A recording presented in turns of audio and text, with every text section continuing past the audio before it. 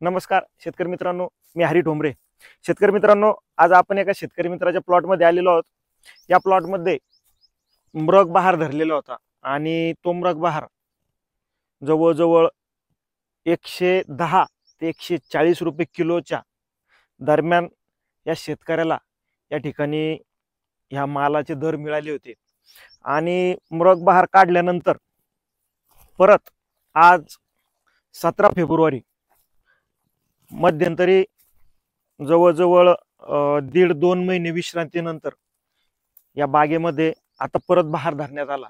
आणि तुम्ही अवस्था बघू शकता, बागेमध्ये एवढी अप्रतिम काम झालेलं आहे. या ठिकाणी बागेची चौका अवस्थेत जी स्थिती ती अगदी पाहिजे तशी आहे. आणि जवळजवळ ज्या ज्या चौकातून आतापर्यंत कळी निघणं चालू झालेली आहे, एकदम स्ट्रॉंग त्या ठिकाणी कळी निघणं सुरू झालेली आहे.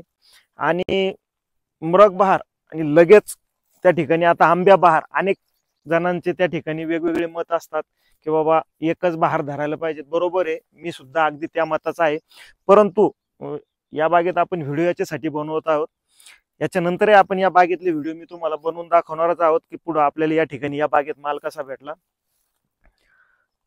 2 महिने 1.5 महिने विश्रांतीनंतर लगेच शेतकऱ्यांनी त्या ठिकाणी छाटणी घेतली आणि बाग या ठिकाणी 100% लोड होणार.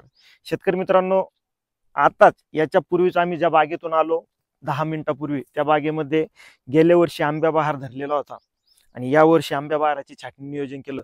परंतु माल काढीचं व्यवस्थापन नसल्यामुळं जवळजवळ 6 महिने ती बाग विश्रांती काळात होती. परंतु त्या ठिकाणी बागेचं तेवढं काम दिसत नव्हतं. या बागेत 1.5-2 महिन्यामध्ये शेतकऱ्याचं नियोजन बघून अगदी समाधान वाटतं.